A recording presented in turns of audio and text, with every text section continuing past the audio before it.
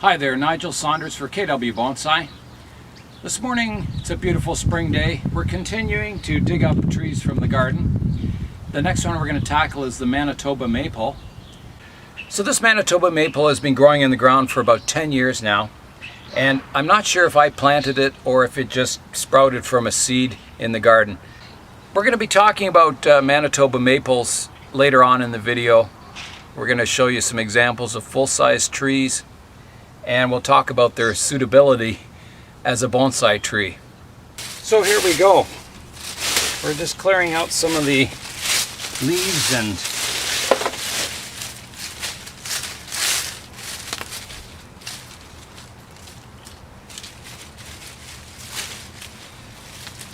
okay, so here's my perimeter we're digging.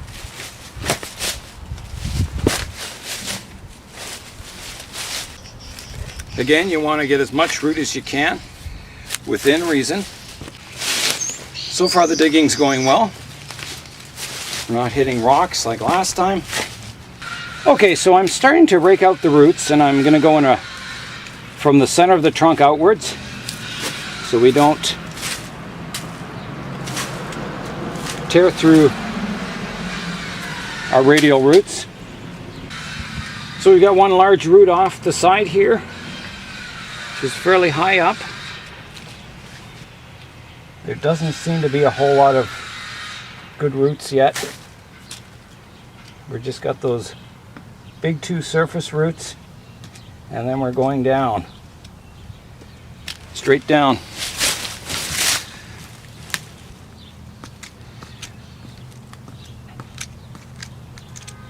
This may be a good candidate for air layering. Yeah, I don't think we've got much in the way of radial roots in this tree. Okay, so what I think we're going to do, we're going to try air layering this. There's just no viable roots to... So we're going to cut off these were cut with a shovel. We're not going to use those. So we're going to cut those off first. Like so. And the one on this side.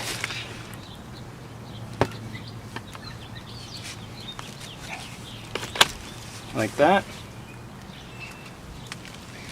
And we're gonna air layer the bottom half of the trunk, leaving the thick taproot in there, and we'll cut her next year. Hopefully the rabbits won't chew the trunk up this year or this winter. So when you're air layering a tree, we want to cut a ring of bark off around the tree, so it's still getting some nutrients fed by the taproot. But by scarring the trunk around here, it disrupts the flow of sap, and you'll get new roots coming out from your ring. So you want to make your ring at the best place, which is usually the fattest part of the trunk. So we're going to start our ring just above where we cut these roots off, and you want to cut right down to the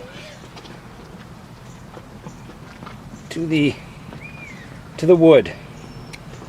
You don't want to leave any bark around, or it'll just heal over and continue growing with no radial root spread. I'm just making an initial ring first of all. So we're keeping our ring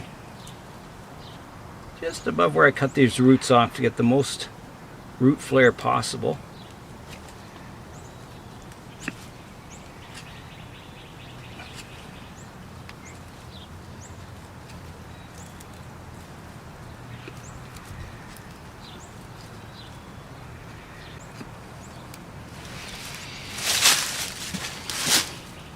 Air layering can be done on a lot of species of trees, so if you check on the internet, you'll get a list of trees which are suitable for air layering, and maples are definitely one of the better ones to air layer.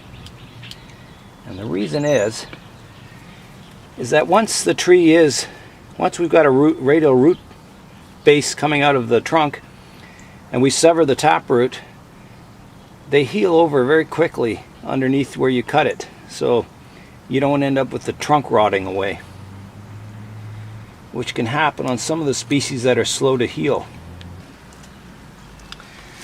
So So we've got our initial ring around the entire tree.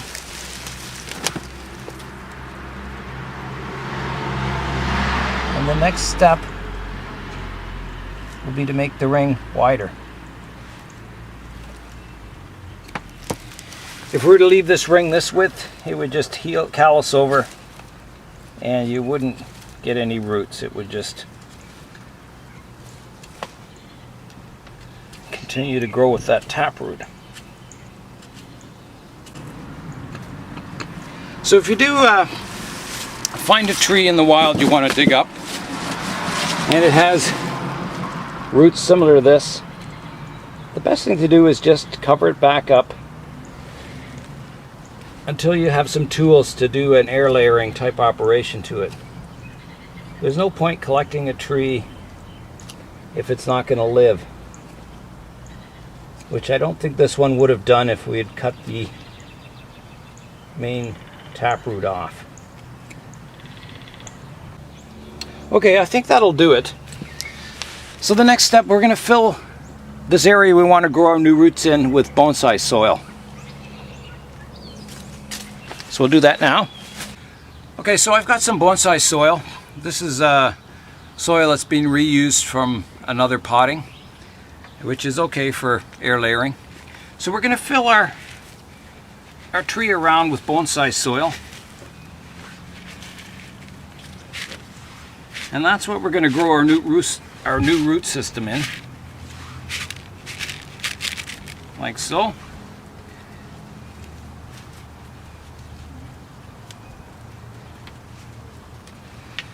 And then we're going to cover it back up with this garden soil. That way the bonsai soil won't dry out in the sun. It'll have a layer of more clayish soil on top to keep it moist there for the roots to grow.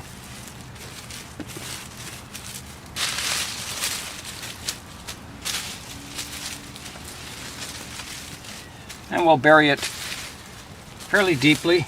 We don't want this drying out. So we weren't able to get the Manitoba maple out of the ground this year. So we're doing an air layering. We're going to check in with it next spring, see how the roots have grown. So we'll go now on location and check out some full-size Manitoba maples, and we'll show you what they look like, and we'll see how suitable they are for making into a bonsai tree. So here's a group of 3 Manitoba maples, fairly old. I would say probably close to 100 years old. Got a big wide spreading crown. Here's a close-up of the bark. If we pan up, we can see some old wounds that are healing over. You can see the callus. The buds are just swelling, just about to come out.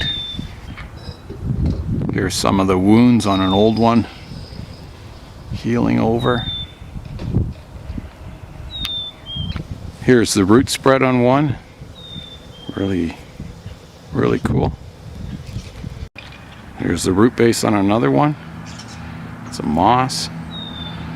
Really nice bark. Here's the Manitoba maple that I work on my bonsai trees under in the backyard. It's my shade tree. Here's some younger trees in the backyard. They just grow kind of straight up to the light. Here's a big old Manitoba maple that was in our backyard.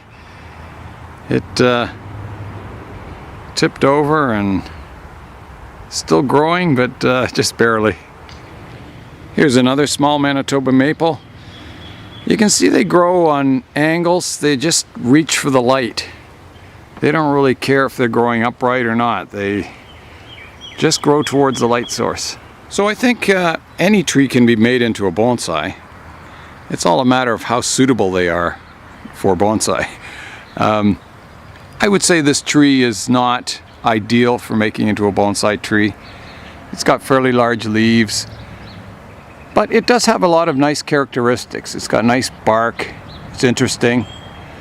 So it probably falls more into the novelty bonsai category of unusual trees, which is all right. It's nice to have a variety of trees.